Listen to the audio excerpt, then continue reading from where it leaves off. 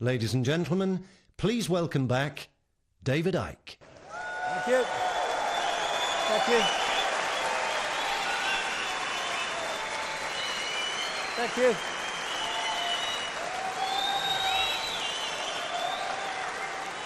Thank you. Thank you. Thank you. Thank you. Thank you. Okay. Look at the muck in here. Oh, excuse me. Excuse me about the shirt. The other one smells like a Rethler's jockstrap, you know, after all this time. Too much information, Dave, I know. What I want to finish on is looking at what's coming from a point of view of emerging from this crap. In other words, emerging from the mind prison that we've been put into, and therefore creating a reality that we'd rather have compared with the reality that we've been living. And breaking the spell is actually pretty much sums it up, because it is a spell in many ways if you want to use that symbolism. Our minds have been locked in to a range of perception that gives us the impression that we are limited, that we are poor little Joe Public, I've got no power, and all the rest of it. And that's exactly where people manipulating a mass of people want us to be. And when we're looking at ways out of this, Einstein's quote, which is in many forms, but this is a summary of it, encapsulates what we're looking at. You cannot solve problems with the same level of consciousness that created them. Now, what we have in the world is a series of problems created, and then they'll change a political party or they'll move another dark suit in from somewhere else, but they're of the same level of consciousness as those who created the problem, so the problem just goes on getting compounded because we've not reached that level of going beyond that and looking at it from another direction and seeing a way to change what we want to change. So the door is spinning round in Downing Street in the White House, but no matter what it looks like, the same level of consciousness is coming in and out, and so nothing changes. It cannot. And that consciousness is from the consciousness of division, of seeing everything as a partness and all the rest of it, which is the consciousness that's been in power and has been manipulated among humanity to have and to manifest reality from that perspective, into a oneness that understands that we're all one consciousness, we're all one energy, all one mind, and therefore all these divisions between us through which we're divided and ruled are just illusions. You know, if someone got a baseball bat and started smacking themselves round the head with it, we would call that crazy, madness, insane. But that's what we're doing with the conflict in Palestine, in Iraq, in Second World War. We're one consciousness that's been set at war with itself. And when I say, and again, I talk about one consciousness, I'm not talking about one clone kind of bland, everyone the same consciousness. Absolutely the opposite of that. And one way of seeing how much we've come along the road to understanding this idea of connection and expressing the uniqueness of all possibility is how much we do that, and how much we are clone-like, just following the one in front, sticking to the norms, never stepping out of line. Now, we've become clone-like, not because of oneness, we're all the same, because that's not what oneness is about, but because we have disconnected from that infinity of all possibility, which we can play with and move around and get different points of observation from, and we're just playing and expressing and getting infinite joy from the infinite possibility that's there, and instead we've allowed ourselves to be suppressed into a fractional area of possibility. You know, so that's when we become clone-like. That's when we all act the same. That's when we become sheep. There's no contradiction between oneness and infinite variety, infinite diversity, which is what oneness is. So we can open our minds to multidimensional levels of awareness. It doesn't mean we're going to psychically bloody see everything. Oh, I've just seen someone over there, look, and all that stuff. But we are accessing that level of awareness, and therefore our point of observation of this reality is coming not from in this world. When you're in this world and of it, then you're buggered, really, because all you've got is this world to tell you what reality is and who you are. When you open your consciousness and move your point of observation, you are in this world physically, at least as a projection, but you are not of it in terms of your point of observation. And they're the people that stand out in society. They're the ones that people who are in this mode say, you're crazy, you're mad. No, he's different, because he's got a different point of observation to you. That's all it is. We're the same, but with different point of observation within infinity. There was a time when even this reality, I would say, we had this sense of oneness, this sense of connection, celebrating uniqueness, and joyous in diversity. But slowly, surely, maybe quicker than slowly and surely, our minds have been taken over and encased in this bubble, this disconnection from the great infinite into this body consciousness. And of course, when people come into this world now as what we call babies, and their consciousness enters this world, immediately the programming starts. Often it's parents programming children into the norms. Oh, you can't do that. What will the neighbors say? Oh, you can't do that. I want you to work in a bank. You've disappointed me. You want to go and walk in India. Well, be disappointed then. Sod off. You go and work in the bank. I'm off to India, mate.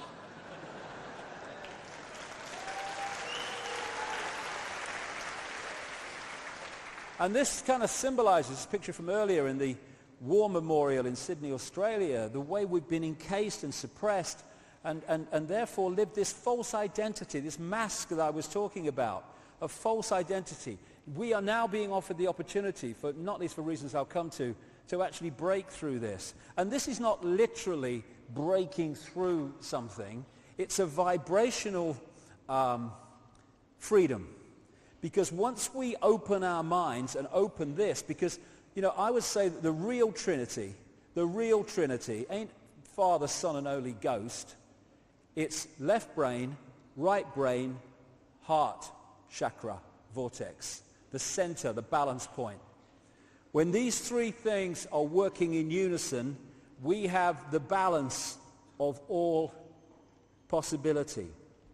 We have the right brain connection out into the beyond. We have the access of creativity, of seeing a different spin on life, of uniqueness, of all these things.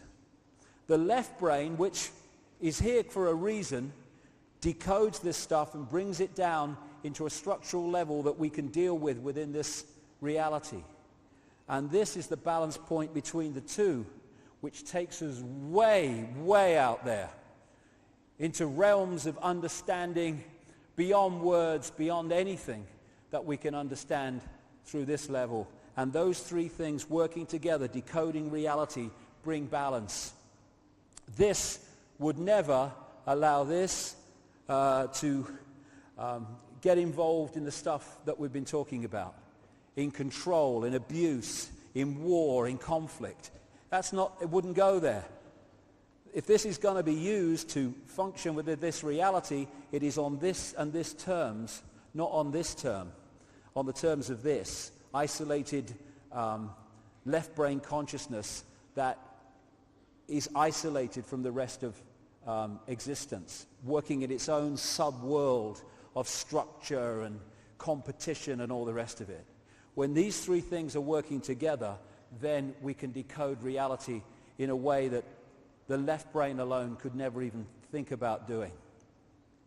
And when we start to do that, when we start to open our minds, and all these phrases we use that absolutely encapsulate what we're talking about, when we open our minds and start to access and decode a much wider range of frequencies, suddenly the reality that we create, the way we see this reality and perceive it of what it is, just expands into a level of understanding that is just beyond anything we could imagine before when we're here, thinking everything's real and solid and apart and divided. And that's when the box goes on. The difference between the two is fantastic in terms of our perception of reality, and we are now in a process where this is taking place, where this box is coming off more and more people, and the true nature of who we are is starting to be understood and expressed. When I started on this journey talking about some of this stuff, not like as much as I am now, but in the same themes, it was like, get me a wall, I'll give you an impression. No one wanted to know. It was crazy and all the rest of it. But over the last 20 years, I've almost been a barometer of it. I have seen this incredible change where more and more people are expanding their consciousness and going, whoa, I can see it now. Why couldn't I see it before? Because you weren't decoding reality in a way that you could see it. You were stuck in the box, stuck in the vibrational box where we all start out. And talking of boxes, these entities, this force that seeks to control us, is not an all-knowing, all-powerful, all-wise force. It is able to control us only by putting us in a smaller box than it is in. That's only the way it can do it. Anyone who wants control over people, anyone who is so insecure that they need control over people, because there's nothing more that absolutely shows blatant insecurity, extreme insecurity, than wanting to control other people and wanting to know the outcome of everything before the game starts. That's insecurity. Secure people, they kind of, okay, how it turns out, that's fine. But I'm just going to enjoy the moment and live the moment. No. Insecure people, no, how's it going to turn out? All the rest of it. And so these people are desperately insecure, and there's a good reason for that. The reptilian genetics, the reptilian brain, is very much about survival. Survival, fear of not surviving. And because of the nature of what we're talking about, these entities have a massive fear of not surviving. Everything is not about survival. This is why they want to know the outcome of the game before the game starts. Because, survival. And there can be no kind of states of flux. I can't deal with states of flux when I don't know the outcome. We've got to control the outcome. Everything is control, left brain structure. And so they've had to control us, who have the potential to be infinite possibility, having an experience in this reality, which is what we are. We have to be put in a smaller box than them.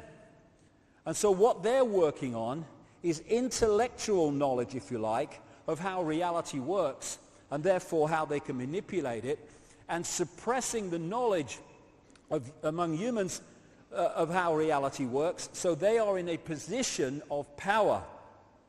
If I know things of great significance and other people don't, I'm in a position of power over them. That's why we've had the suppression of knowledge and the passing it over through the secret society network to the chosen few. Knowledge is power. That's what it's about. But it's intellectual knowledge. It's cleverness, not wisdom, that they work with. They're very clever. The way they've structured society to get the outcome they want is very clever, but it isn't wise.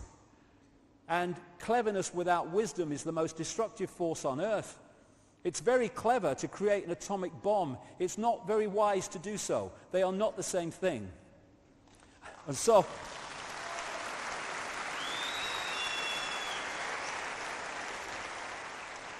we're not dealing with an all-powerful force here. We're dealing with a frightened, fearful, frightened of not surviving, insecure force that needs to control, to pander to its own insecurity and fear of non-survival. So when we come out of the box, as we're coming out of the box, this force ceases to have that power over us because we're no longer in a smaller box than as that it's in terms of knowledge and awareness. And I always use this analogy of the ball on top of the water, on top of the tank.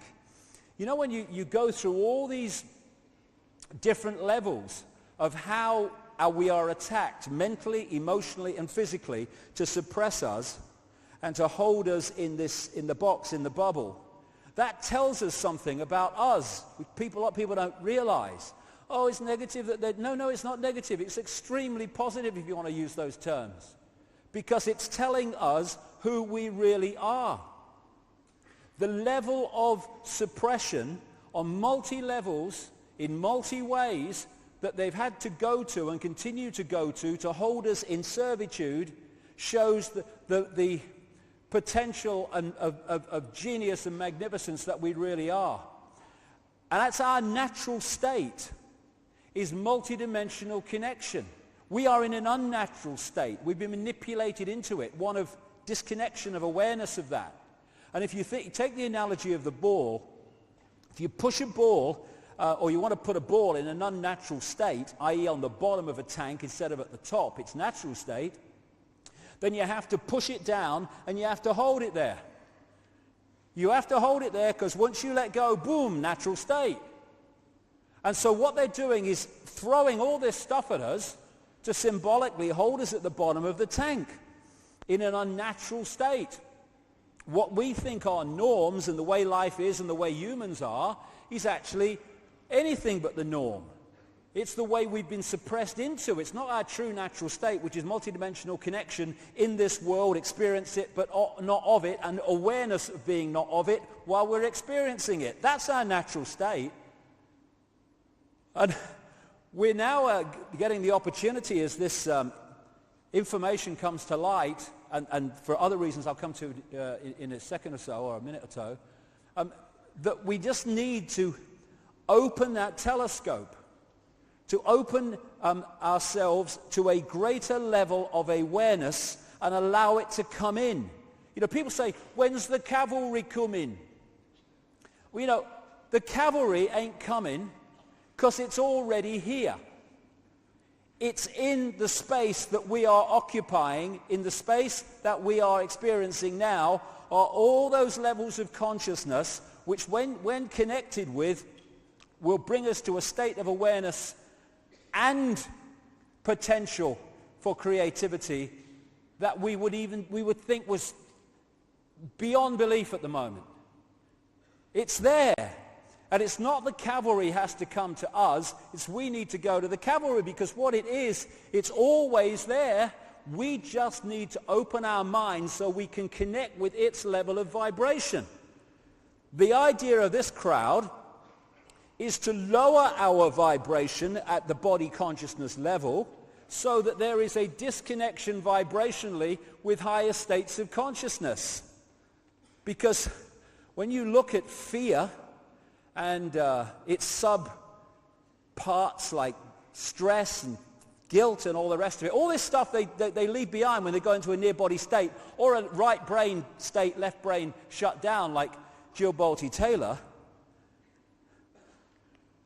When you rid yourself of those emotions, you start to realize, as these people have, the nature of who we are. But what we're looking at the moment, this time, is the opportunity to expand our consciousness so that we vibrationally connect with the cavalry.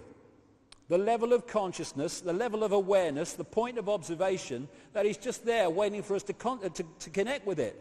So when you are in a state of fear, and all these other sub-emotions that I talk about of fear, they are low vibrational emotions. What we talk about when we're in those states, God, I feel so heavy today. Oh, I feel so dense. Yes, because the energy field, your energy field, slows down vibrationally when we get in those states, and there is a disconnection from higher states of awareness. To do with vibrations, it's to do with frequency connections and all the rest of it. So it's up to us to open ourselves to these levels of consciousness and not for those levels of consciousness to come down here to where the state we're in. Why? Because they can't. Because of the level of consciousness they're at, they're vibrating to a certain frequency, and if we're down here, never the twain shall meet. We need to go and connect with it. And it's when you open your mind and your consciousness and you start to make those connections, that's when suddenly you think, why didn't I see it before? I can see it now. We're in control of this, not some bloody entities shape-shifting themselves around the sodding world. We're in control. That's the great secret they don't want us to know. Absolutely it is.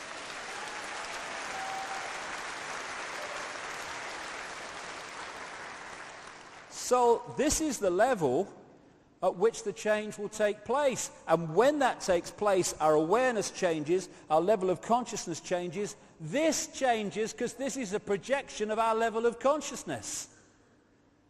The projection, if we start looking out there, then we're in trouble. It's in here. It's when we do that we start getting out of the box. It's a vibrational escape and a vibrational getaway car caused by us changing and opening to a higher level of consciousness. Now this is doing the rounds quite a lot at the moment. The law of attraction, they call it. I've been talking about this for years in terms of what you put out is what you pull back. But I think there are a lot more elements to it than some people seem to think. When you are in a certain vibrational state because of your emotional, mental state, all the rest of it, you're putting out a vibration that reflects that. It's like I call it magnetic attraction, basically. Vibrational magnetism, I call it.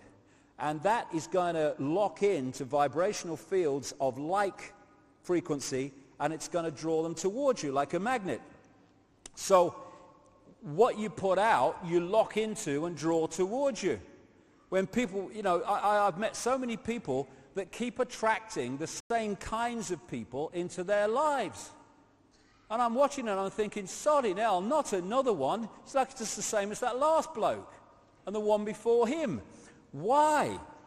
Because what's going out ain't changing, so what's coming in isn't changing. Because what we draw into us as relationships and jobs and experiences and all that stuff is a reflection, a holographic reflection of us.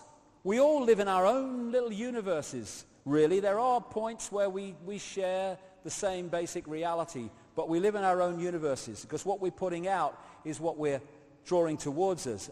The question is, how do we change what we're putting out? Fear. We attract to us what we most fear. When I was a kid, I was terrified of dogs when I was a kid. And whenever I went out, the dogs always came for me. I mean, honestly, you got a complex. I lived on a council estate in Leicester, and it's full of houses now, this place, but there was a green in the centre of it. And as I walked across, I used to get the bus. It was only one stop. I used to get the bus in the end to avoid going across this green, because I went across this green, the dogs came out for me. Row, row, row. My mates left them alone. And we go, hey, bloody hell, why am I so unlucky? Why me? I'm frightened of dogs and they come for me. You're not frightened, they're going near you. Why? Vibrational attraction. Same with the things we like. We can attract them. Relationships. Relationships are a vibrational attraction. We draw them in. When we sync with people, we sync with them energetically, you have a relationship. Then for whatever reason, someone might change and their energetic field changes, their magnetism changes or whatever, their vibrational field changes, and suddenly it's not syncing with that person anymore. In the holographic play-out world, we say that relationship has broken down and they've parted. Well, they've parted vibrationally. And sometimes, that's good because you get things from each other and you learn from each other, and then, hey, it's time to move on and have other experiences. But it's the vibrational connection that draws them in. It's the same with jobs. It's the same with luck. Luck. Why are some people lucky and why are some people unlucky? Because what they're putting out is what they're drawing towards them. I watch in sport and football and stuff, and sports people. These people that they get so close to winning, but they never quite can win. It's almost like they're frightened of winning. And when I observe some of this stuff psychologically, it's almost as if they can't believe that it's possible for them to win.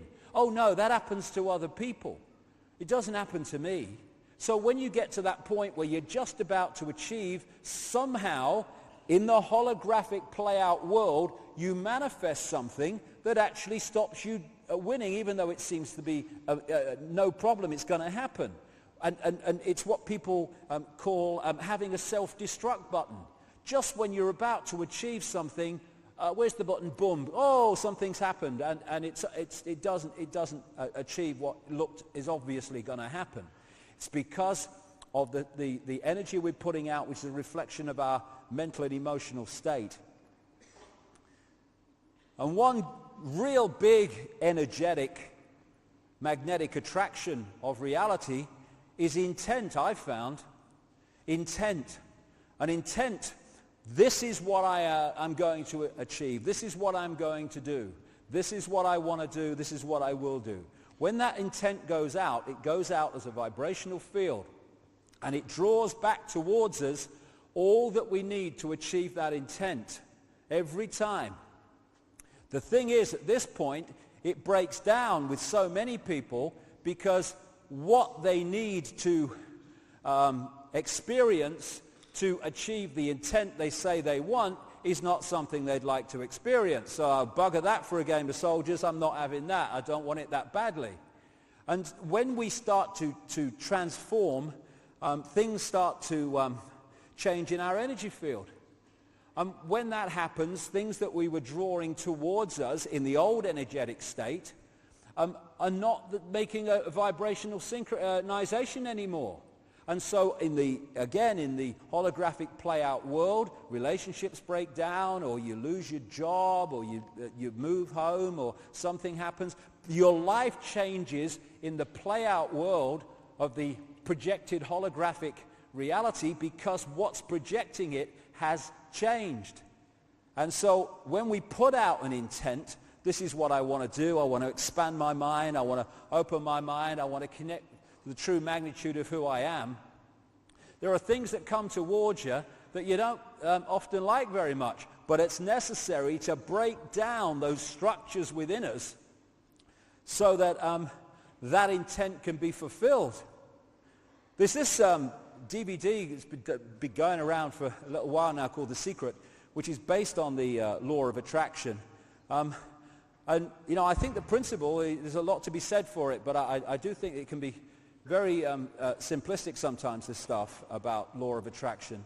The idea that if you keep visualizing a Ferrari, that somehow you're going to have a Ferrari, and you put Ferraris all around your house. I'm visualizing I'm going to get a Ferrari.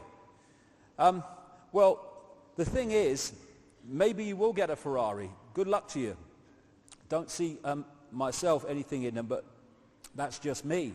But if your journey, what you've come to experience and what you've come to do does not sync with having a Ferrari, then you can wallpaper your bloody house with Ferraris. It ain't going to happen. It ain't as simple as visualize a Ferrari, law of attraction, brum, brum, brum, here I go. It's the totality of the energy field that we create that draws in our attracted reality. One part of that is the range of energies or vibrations and frequencies that we are accessing. The more expanded that is, the larger our state of awareness, the more our energy field in embodiment is affected by that. That affects what goes out, it affects what comes in. What our energy field contains from all these different influences together makes the magnetic connection which we draw into us. The astrological influences our own energy field also affect the overall mix of the vibrational field that we are projecting. Because as I said earlier, when you're born at a certain time, the energy nature of you and where you're born is affected by where the planets are, so you're going to have a slightly different or sometimes significantly different energy field influenced by the planetary and star influences than someone born at a different time. And then there's also the journey. We come in with a certain amount of coding that takes us through a journey, and sometimes maybe a challenge that we will then follow without realizing we're following it. And so when I look at my life, there are many times when I've said that, why me? What have I done? I remember in the early 90s, I'm thinking, I only want to kind of be spiritual like, and I get all this shite thrown at me. You know, and it's like, why me? Oh my God, what have I done? I'm only trying to do some bloody help. Come on, what's going on? And then I look back and I see those nightmare experiences as my greatest gift. My greatest gift. We are often offered our greatest gifts magnificently disguised as our worst nightmares. Because we are what we are at this point, not despite what has happened to us, nice, not so nice, and all in between, but because of what has happened to us. That's what's brought us to this state. And there was a time in my life, like everyone else's life, when I was, shall we say, aware of how people saw me. You know, as you do when you're a teenager, and then you grow up, you're even older, you're always saying, you know, how people see me, and you're on the telly, and, you know, I hope people like me, and all that stuff. And you are, in other words, you are looking for external approval, because that helps your insecurity. When I went through the extraordinary levels of ridicule that I went through in this country, in the 1990s particularly, it was a nightmare. I couldn't go down any place in Britain without being laughed at, ridiculed, all that stuff. And yet, what it did was clear me completely, or as much as I'm aware of that need for approval, of that, here we go, fear of what other people think of me. That's what it did.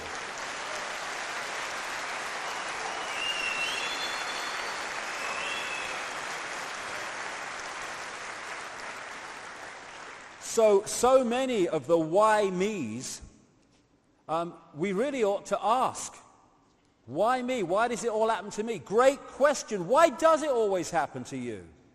Because it's here that the power is. When we realize this is where the projection's coming from, then if we change this, the projection, the holographic physical experience, must change in line with the change in the projection, and therefore our life changes. But it don't change out there, it changes in here. And my experience of life now allows me to continue to take ridicule and abuse and all that stuff, but I don't give a damn anymore. I don't give a damn. It's changed my reality.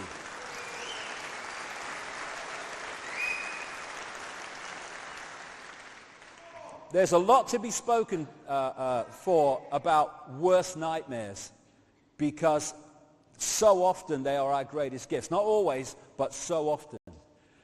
And moving to another level of consciousness is moving our point of observation from within this holographic reality, this physical reality, this suppressed reality, into that level of reality that people experience in out-of-body experiences.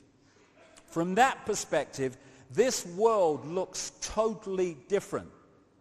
If we can move our point of observation of this reality while we're still in it, then everything changes. Because the level of consciousness changes, and therefore the problems we wish to change and the things we don't like in this reality can change, because the level of consciousness is higher than those that created the problems. So it's moving our point of observation to another level, and then everything changes here. It can't otherwise. And it's interesting, when you look at these things, the astrological influences, the level or range of frequencies that we are accessing, which we call awareness, the energy fields that we have, the auric field, which then attracts to it what it's putting out, the life journey, the why me stuff, all of them have one thing in common. They all come from within. Not out there. There is no out there. It all come from within. What the manipulators want us to do, and constantly encourage us to do, is to look out there. As Gandhi said, you must be the change you want to see in the world. You must be, because you are the world, your world, and together the world. And therefore, when we change, the world changes. If we don't change, the world can't change, because the world is us and we are the world. What the manipulators want us to do is look out there. And one level is looking for someone to blame all the time when things go wrong in our lives. And I understand that. It seems like that sometimes. You're to blame, you're responsible, and what's that doing? It's saying, you have my power, you have my power, you have my power, because I haven't got control over my life, you have, because you're to blame, therefore you must have power over me. Giving power away, we do it all the time. When we go, hold on a second, how have I created this situation, how can I uncreate it? Now, where's the power gone? Thank you, I'll have it back. You're not to blame, I'm not even to blame. I'm just using my knowledge now to change the reality I don't like, because I have the power, because I'm creating it. Therefore, you don't have power over my life, I have power over my life. Thank you very much. Completely different point of observation. Now I'll change my life, because you're not in control of it, I am. Luck. Luck. Luck, oh, I'm so unlucky. Why? Put it out, bring it back. You know, I observed so many people, bloody hell, I've observed me bloody self through my life. When you see the same recurring thing, oh, I'm so unlucky, oh yeah. Why? Why? Power back, I'm in control. So, when we look out there, and this is what we're encouraged to do, it's like looking at a movie screen, because you don't like the movie, i.e. your experienced reality, and starting to shout at the computer screen or at the movie screen. Oh, yeah, I don't like this movie. Change it, change it. You're mad, mate. It's a bloody movie. It's a projection. You can't change it by shouting at it. It's your fault. The projection is back there, or behind there in this case. That's where it's coming from. So if you want to change the movie, mate, go and find the projector, and then this must change. You ain't going to change the movie by shouting at the sodding screen. But what do? Every day we shout at the sodding screen, because we don't go to the projector, which is projecting it. Why? Because it's much easier to think it's someone else's fault. We talk about, people controlling and stuff like that. A few people can't control billions unless billions allow themselves to be controlled. Responsibility, let's take it back here.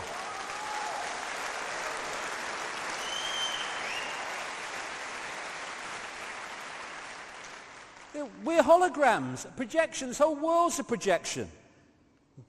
It's us that is projecting it. It's a situation I call combing the mirror. If you want to comb your hair, you don't comb the mirror.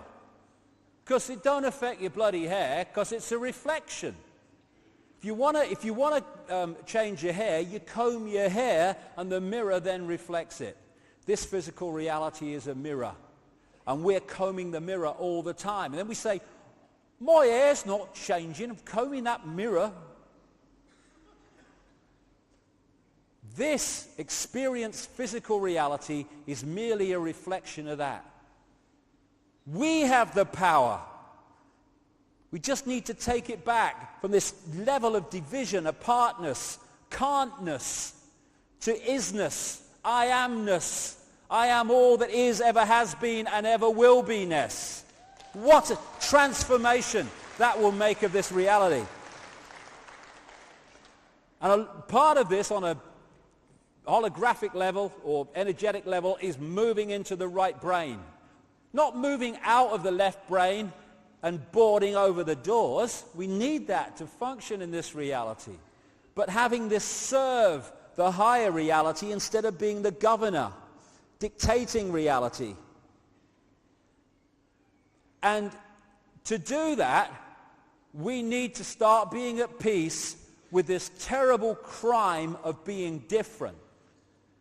If you don't want to be different, or you're not happy with expressing yourself as a unique expression of all that is, a unique point of observation within the infinite mind, then stay out of the right brain. And don't even think about transformation, because that part of us that wants not to express that uniqueness lives in there. That doesn't want uniqueness, it wants structure, conformity, rules. I like rules, I do, I love them.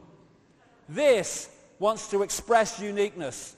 This is me, I am free. I am a different expression of all that is. So are you, pleased to meet you. What do we say? Who are you? Oh, I'm a coal miner. Oh, I'm a journalist. Oh, I'm a 70-year-old person from Essex. No, that's what you're experiencing. Wouldn't it be great? Hello, nice to meet you. Who are you? I'm all that is, having an experience. Oh, so am I. Nice to meet you. Nice to meet you. How you doing? All right.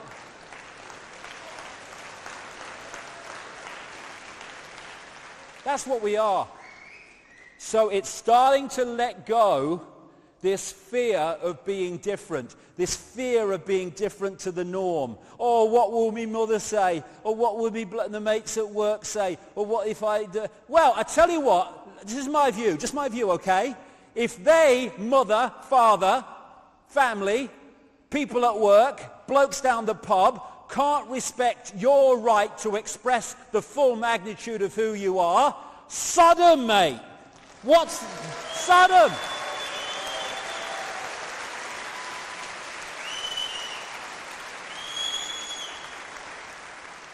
Bloody hell. My friends, they try to make me conform. They're ever so good. Oh, really? And all this is blood's thicker than water. No! No! Their families and parents and children and all that stuff, they can have great connections and have a wonderful relationship. But just because they're parents and children and sisters and brothers doesn't mean they necessarily do that. What we call brothers and sisters and all this stuff, they're holographic projections. That's what they are on this level. We are consciousness. They are consciousness. We're all one consciousness. It doesn't mean that one consciousness is more special or in relationship to another one, and so we have to conform to that one thinks because they're our parents. Sod that. Respect me, respect you. Everyone's a winner. Tell me to live the life you want me to lead on your bike, darling. This is what it takes to move out of suppression into freedom. And you're not kind of being horrible about it and saying, oh, you know, horrible and that business. You're saying, if you can't respect my right to be who I am, then you're just going to have to move aside, because I am going to be who I am, whether you like it or not. You can respect it or you cannot respect it, support it or not respect it, but it's happening, because this is me. And it's amazing when you actually take these situations on, how other people around you actually do start to come towards you and say, okay, I'll see it. And if they don't, well, they don't, fair enough. I'll see you on another dimension, we'll talk about it. No problem. We'll have all of them vibrational beers. Free your mind. Free your mind. I found this. I only found this morning. I only put these things together finally this morning. Funny enough, I'll just keep getting ideas in my head. And I found this one. Stop making excuses. That's absolutely a brilliant point.